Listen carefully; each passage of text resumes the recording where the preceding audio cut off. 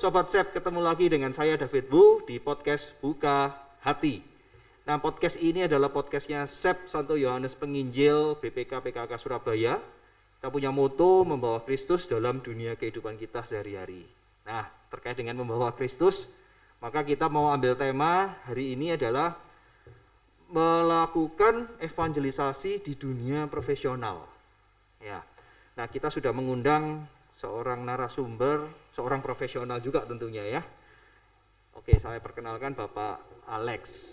Apa kabar Pak Alex? Baik, Pak David. Baik ya Pak ya? Baik, Oke. sangat baik. Boleh Pak Alex cerita sedikit lah. Pak Ya. Alex ini pekerjaannya apa? Ya, saya sebagai direktur dari sebuah perusahaan konstruksi di Surabaya, Pak David.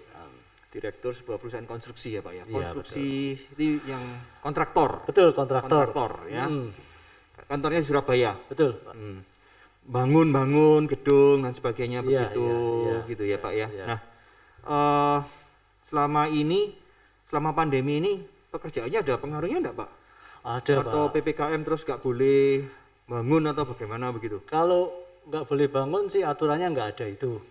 Tapi mereka yang mau membangun pasti ngerem semua kena pandemi ini. Jadi hotel sepi, siapa yang mau bangun hotel, apartemen oversupply, itu ya siapa yang mau bangun. Jadi rata-rata para yang pemilik modal untuk membangun itu yang berhenti dulu. Menunggu situasi sih, Pak David. Iya. Tapi di situasi-situasi seperti ini ya tetap pekerjaan ini konstruksi tetap dijalankan ya Pak ya, apapun Boleh. kondisinya begitu ya. Betul. Oke Pak. Nah, terkait dengan evangelisasi gitu ya. Kalau boleh tahu Pak Alex ini dulu ikut kelas evangelisasinya di mana Pak? Saya ikut di CAP eksekutif, Pak CAP David. eksekutif ya. Betul. Oke. Nah, CAP eksekutif. Nah, sekarang gini Pak. Tadi kan judulnya melakukan evangelisasi di dunia profesional. Pak mungkin pernah dengar ya bahwa kalau orang itu sering ngomong kalau rohani itu ya rohani gitu ya. Kalau pekerjaan ya pekerjaan. Jadi rohani dan pekerjaan itu tidak bisa dijadiin satu gitu loh. Nah, menurut Pak Alex gimana nih Pak? Bapak kan seorang profesional ini Pak. Tapi juga mengikuti kelas evangelisasi. Ini gimana menurut Bapak tentang pandangan itu Pak? Memang pandangan seperti itu adalah umum ya Pak David ya. Kalau seumpama kita lihat orang-orang banyak sekali yang mereka berkata bahwa Senin sampai Sabtu aku harus mencari uang. Nah, tapi Minggu saya baru mencari Tuhan. Atau bahkan kalau seumpama orang-orang yang sudah perusahaannya banyak, itu bahkan kadang-kadang ya saya memang harus datang ke satu perjamuan dengan Tuhan. Kemudian kalau kita mungkin Katolik itu kita ikut Ekaristi, makan tubuh Kristus. Tapi Senin sampai Sabtu kita kadang-kadang mereka mengatakan bahwa saya harus memakan orang lain sampai kompetitornya itu mungkin berdarah-darah. Nah, seperti itu sih pandangan-pandangan orang-orang dunia kalau menurut saya seperti itu sih. Pada umumnya ya Pak. Betul Pak David. Nah, tapi menurut Bapak sendiri pandangan seperti itu ya, Bapak ini kan sudah belajar evangelisasi. Betul. Nah, lalu seperti apa yang seharusnya Pak? Nah, kalau menurut saya kita sebagai pengikut Kristus itu kita tidak bisa memisahkan antara hal-hal yang duniawi dan hal-hal yang rohani. Nah, saya sendiri punya satu panutan yang menurut saya karena saya sebagai kontraktor itu adalah Santo Yusuf. Santo Yusuf. Betul. Ya. Santo Yusuf itu Kenapa Pak? Panutan dari sisi apanya ini? Santo Yusuf itu adalah kalau orang mengatakan di kitab suci itu adalah seorang tukang kayu atau kata lain bisa disebut sebagai tekton. Tekton itu artinya orang yang menyediakan bahan untuk bangunan, membangun. Jadi istilah kasarnya itu sebagai kontraktor saat ini.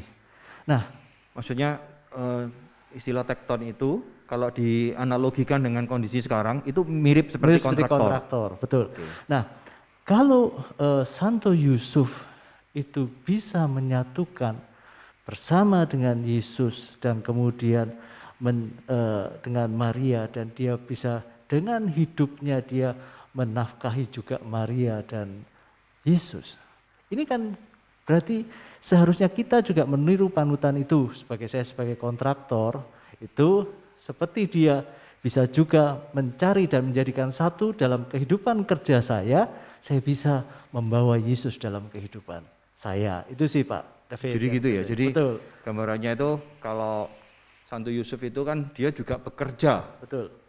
Tapi dia juga menghidupi Maria dan Yesus ya. Jadi satu ya. keluarga membawa Maria dan Yesus sehingga bisa kalau mau menurut Pak Alex ini dalam kehidupannya Pak Alex aku juga kontraktor nih. Betul. Ya gitu kan. Dan berarti kan harus juga membawa Yesus juga di dalam pekerjaannya Bapak begitu ya. Betul. Nah, berarti kalau begitu Bapak mengambil keputusan untuk pokoknya saya harus melakukan evangelisasi ini di tempat kerja saya, betul begitu Pak? Karena tadi kan Bapak katakan bahwa membawa Kristus ini. Iya. Berarti melakukan evangelisasi di kantor. Betul. Tapi saya di profesional di tempat kerjanya Bapak. Betul. Begitu. Tapi saya juga tidak mewartakan hal kamu harus seperti itu dengan membawa Alkitab segala, enggak ya. Tapi saya hanya memberikan kepada mereka biasanya dalam bentuk teladan atau contoh-contoh dalam kehidupan saya sih Pak David. Oke. Jadi ini menarik ini. Karena kadang-kadang orang mikir tuh, evangelisasi di tempat kerja. Berarti bawa Alkitab itu. Gini ya. Tapi enggak ya ternyata maksudnya ya itu tidak harus seperti itu ya Pak ya. Kalau saya kira-kira caranya gimana Pak? Ya. Kalau yang pengalamannya Pak Alex. Ini bisa saya sampaikan di ada satu kutipan dari kitab suci di mana dikatakan bahwa dari Santo Paulus itu Santo Petrus. Santo Petrus itu mengatakan bahwa kalau kamu dengan bawahanmu, kan Petrus ini kan kepala dari para rasul. Kamu dengan bawahanmu jangan memerintah, tapi berilah teladan. Teladan kepada bawahan-bawahanmu. Nah, itu dari 1 Petrus berapa Pak? Di ini surat Petrus yang keberapa? 1 Petrus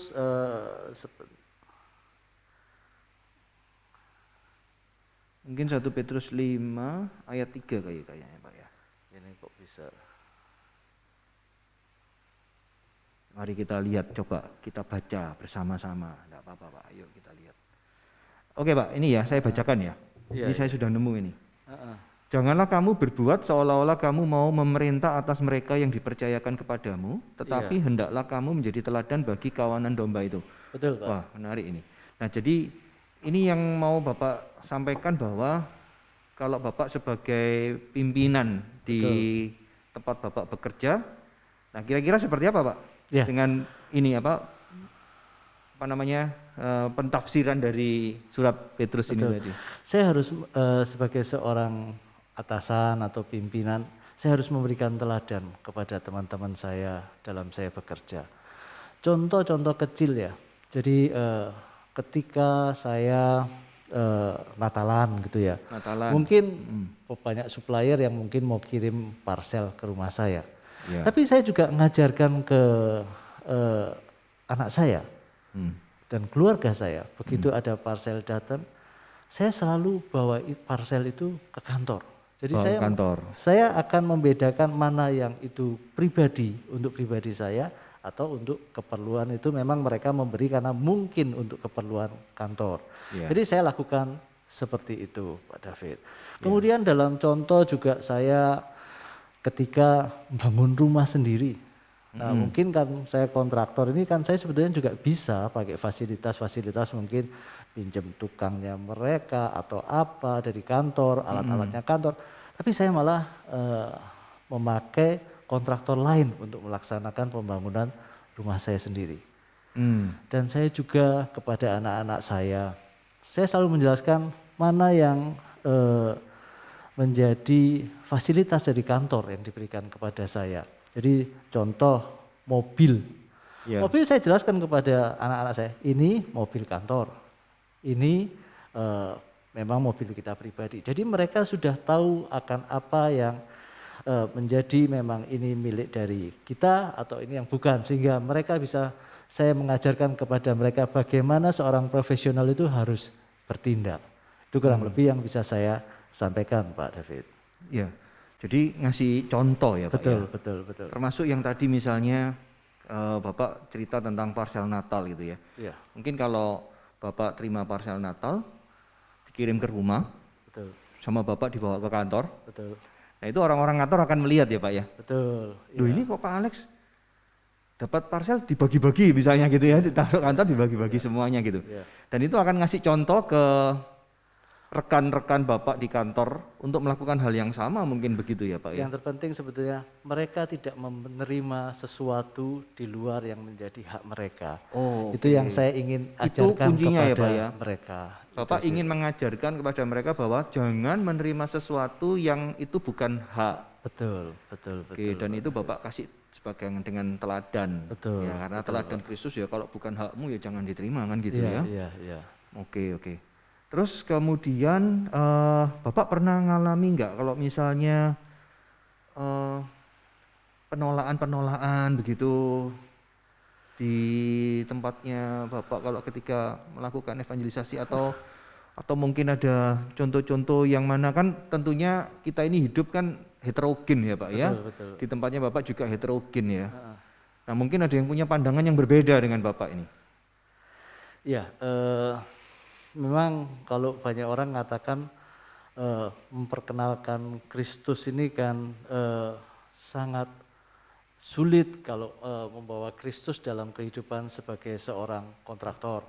Kontraktor kan kadang-kadang orang dinilai ya lebih banyak negatifnya. Waduh, kalau umpama kerja, Gitu ya, Pak ya? ya, kerja Lebih mungkin banyak negatifnya. yang penting cari untung, cari keuntungan.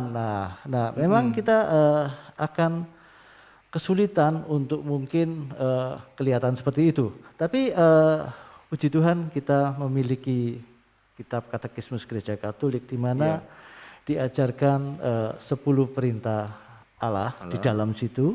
Di dalam ini saya cari ya, di dalam jangan mencuri, itu di 10 perintah Allah kan ada jangan mencuri Pak David. Iya. Perintah ke-7.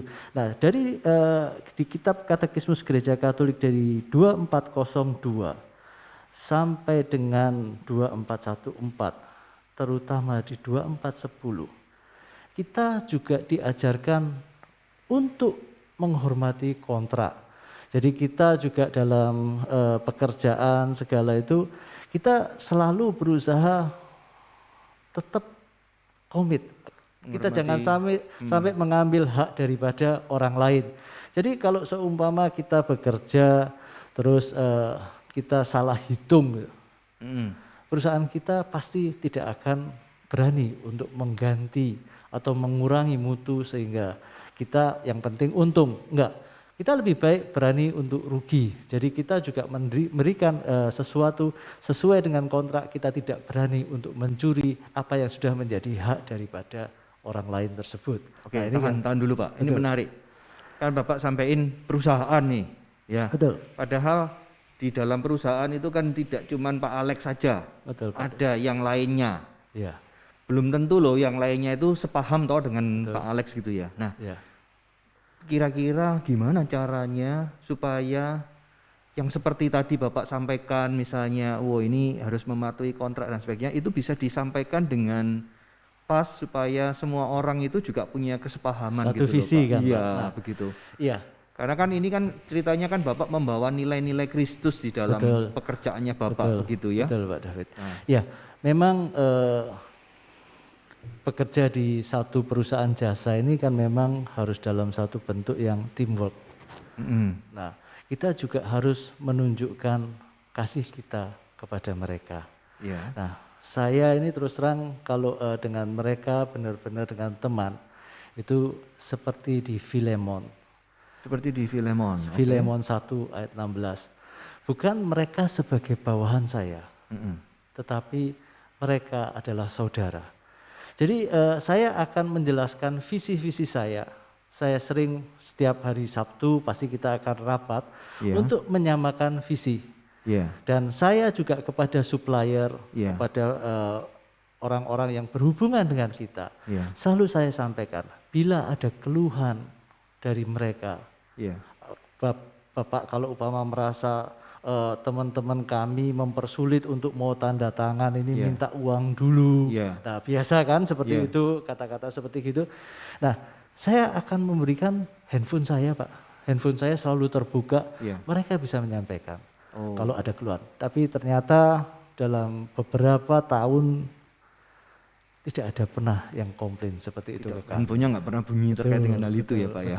Betul sih Pak David. Berarti mungkin bisa saya ambil kesimpulan sedikit di sini bahwa di dalam penyampaian visi ini sangat penting ketika untuk menyamakan visi di dalam tim, di dalam pekerjaan kita. Maka seseorang yang sudah mengalami Kristus ini, maka di dalam menyampaikan visinya itu pun, maka visi-visinya Kristus itu akan masuk di sana. Betul.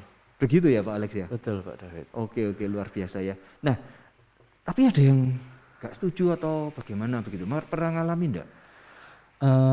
Ya kalau seperti itu penolakan itu pasti ada.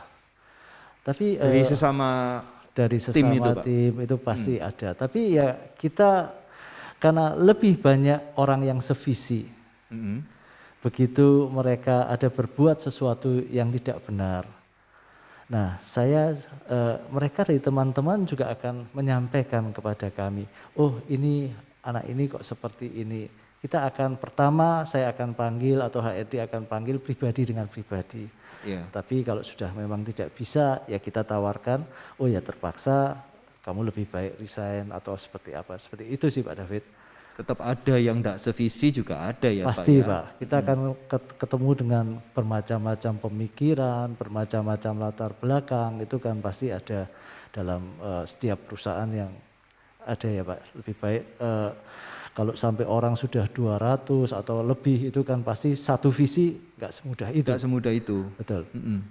Tapi yang penting komitmen untuk tetap menjalankan membawa Kristus ini sangat penting sekali ya Pak ya, bahwa Bapak harus tetap komit dengan hal itu supaya di dalam menjalankan pekerjaannya ini bisa visi Kristus itu bisa terjadi gitu ya Pak ya. Betul Pak.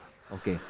Nah Pak, ada contohnya nggak Pak, buah apa nih yang misalnya bisa terjadi ketika Bapak melakukan tadi ya, membawa Kristus di dalam dunia pekerjaannya Bapak ini, terus kemudian apa nih kira-kira, kan kalau biasa ya kalau kita ini kan di manajemen itu kan ada key result ya Pak ya, kita ngukur apa namanya, resultnya apa ini kalau setelah saya melakukan evangelisasi gitu ya. Ada KPI-nya mungkin begitu ya, kalau di company kan begitu. Nah, Bapak bisa melihat ada apa ya, buah apa nih Pak yang terjadi?